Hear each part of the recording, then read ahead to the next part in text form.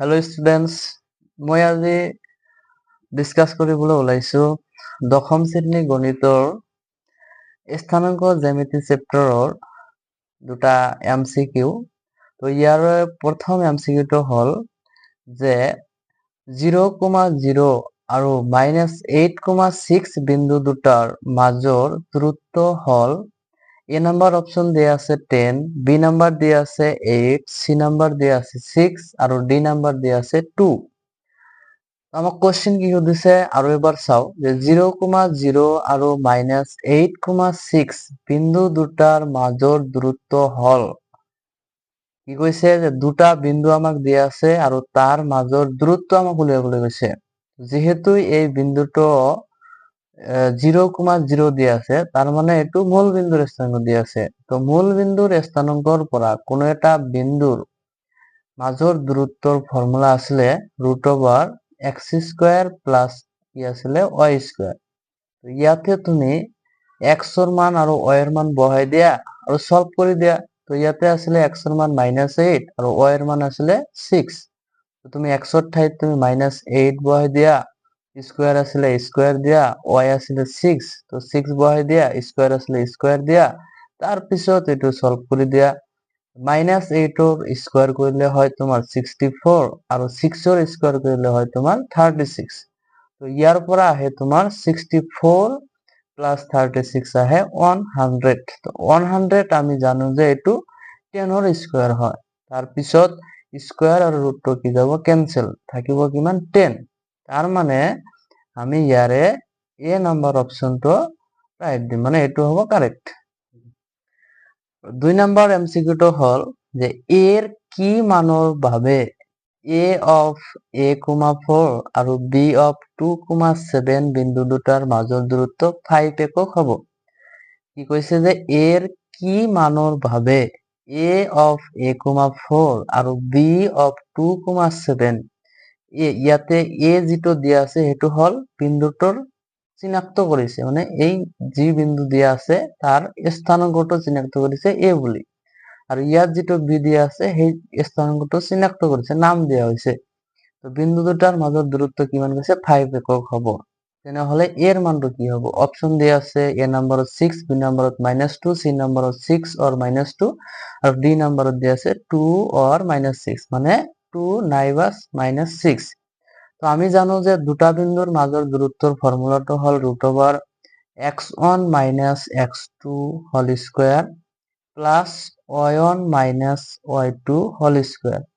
ইয়াতে তুমি বহাই দিয়া √x1 - x2, সরি কি কৈছে তোমাক এই বিন্দু দুটাৰ মাজৰ দূৰত্ব কিমান কৈছে 5 একক। তো আমি এই বিন্দু দুটাৰ মাজৰ দূৰত্বৰ কাৰণে ফৰ্মুলাটো বহাই ললো, আৰু আমাক কৈয়ে দিছে যে এই বিন্দু দুটাৰ মাজৰ দূৰত্ব কিমান হ'ব 5 একক। তো এইটো হ'ব ইকুয়াল টু 5, মানে আমাক কৈয়ে দিছে যে এই বিন্দু দুটাৰ মাজৰ দূৰত্ব কিমান হ'ব 5 বুলি। তো আমি এইটো 5 এৰ সমান লিখিম।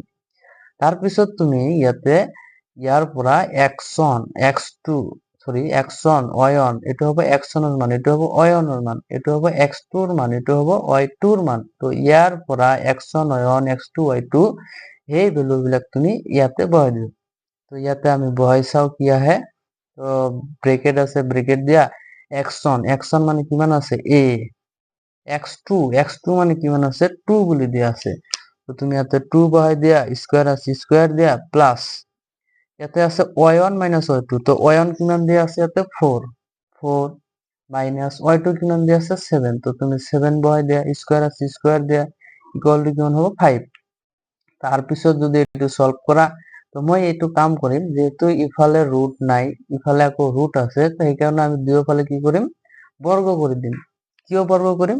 আমি জানো যে স্কয়াৰ আৰু ৰুট মানে বর্গ, এই দুটা কি হয় ক্যান্সেল হয়ে যায়। তো আমি দুয়োফালে বর্গ করিম। তো বর্গ করলে এতে হবো a - 2 হোল স্কয়ার, আর এটু করে দেয়া 4 - 7 কিমান হয় -3, -3 হোল স্কয়ার ইকুয়াল টু কি হবো দুয়োফালে বর্গ কৰিছো, তাৰ মানে ইয়াতো কি হবো বৰ্গ। তাৰ পিছত ইয়াৰ পৰা স্কয়ার আর রুট ক্যান্সেল যাব, কি কি থাকিব ইয়াতে a - 2 হোল স্কয়ার। এর পৰা তো আমি 2 বাদ দিব নোৱাৰো, এই কারণে আমি এটো ফর্মুলা পেলাম। তো ফর্মুলা হল a minus two whole square, তার মানে ইয়াতে a minus b whole square ফর্মুলাটা ইউজ হবো। তো a minus b whole square ফর্মুলাটা আমি সবাই জানো যে a square minus two a b plus b square. তো a স্কোয়ার ইয়াতে এর ঠাইত a আছে, তো a স্কোয়ার হবো, তারপিছত তোমার কি হবো minus two into A B. এ মানে ইয়াতে a দিয়ে আছে, বি মানে কি দিয়ে আছে two, two a b plus b square, b মানে কি মান দিয়ে আছে টু, তার মানে কি হবো two square plus minus three square কিমান হয় নাইন, তাৰপিছত ইফালে ফাইভ স্কোয়াৰ কৰলে কিমান হবো 25। তাৰপিছত ইয়াতে কৰি দিয়া a স্কোয়াৰ মাইনাস টু আৰু টু পূরণ করলে 4, ইয়াতে থাকিব a টু, সরি একটু সরি ঠিকই আছে, টু স্কোয়ার হবো 4 আছে 9, এটি ইফালে লৈ আহাৰ প্লাস আসলে এফালে আহিলে কি হব মাইনাস 25। তাৰপিছত ইয়াৰ পৰা কৰিলে a স্কোয়াৰ হব, এইটো মাইনাস 4a হব, আৰু 4 প্লাস 9 কৰলে কিমান হয় 13, আকৌ 13 পৰা তুমি যদি মাইনাস 25 বাদ দিয়া তেনেহলে হব তোমার মাইনাস 12 ইকুয়াল টু কি হব 0। যেহেতু এর ভ্যালু লাগে সেই কারণে আমি মিডিল টার্মটা ভাঙিম, মানে উৎপাদক বিশ্লেষণ কৰিম। তো মিডিল টাৰ্মটা কেনেকৈ ভাঙে, যে ধ্ৰুবক পদৰ লগত তুমি এই যেটো a স্কোয়াৰৰ সহগ আছে সেইটো তুমি পূৰণ কৰা, আৰু পূৰণ কৰি যি হব তাৰ তুমি মৌলিক উৎপাদক কৰা। তো আমি ইয়াতে চাই আছো ধ্ৰুবক পদটো হল 12 আৰু a স্কোয়াৰৰ সহগটো হল 1, তো 12 ৰ লগত 1 পূৰণ কৰিলে 12 হব। তো 12 ৰ মৌলিক উৎপাদক বিশ্লেষণ কৰিলে আমি পাও, যেহেতু এইটো একৰ ঘৰত যুগ্ম আছে এখানে এইটো 2 ৰে যাব, 2 ৰে গলে কিমান হব 6, আকৌ যুগ্ম 2 ৰে গলে কিমান হব 3। ইয়াৰ পৰা কি কৰিলে আমি এই মিডিলত থাকা এর সহগটো আমি পাম। তো আমি চাই আছো যে ইয়াতে 2 ৰ লগত 2 পূৰণ কৰিলে কিমান হয় 4, 4 ৰ লগত 3 পূৰণ কৰিলে 4 ৰ লগত 3 যোগ কৰিলে কিমান হয় 7, কিন্তু ইয়াতে আছে তোমাৰ 4, তো আমি এইটো যোগ কৰিব নোৱাৰো। তো আমি কি কৰিম 3 আৰু 2 পূৰণ কৰলে কিমান হয় 6, 6 ৰ পৰা তুমি যদি 2 বাদ দিয়া কিমান হব 4, তো পাই আছো 4, তো আমি এটি কি কৰিম 6 মাইনাস 2, 6 মাইনাস 2 কৰিম, a আছে a থাকিব 12 হব, এতে 12 এ থাকিব, তাৰপিছত a স্কয়াৰ মাইনাস 6 ৰ লগত a পূৰণ কৰি দিয়া 6 এ মাইনাস মাইনাস প্লাস হৈ যাব 2 ৰ লগতে 2a মাইনাস 12 ইকুয়াল টু 0। ইয়াৰ পৰা তুমি a কমন লোৱা, a হব ইয়াতে a থাকিব, ইয়াতে 6 থাকিব, ইয়াৰ পৰা তুমি 2 কমন লব পাৰা, ইয়াতে a থাকিব ইয়াতে 6 থাকিব ইকুয়াল টু কি হব 0। তাৰপিছত ইয়াৰ পৰা আমি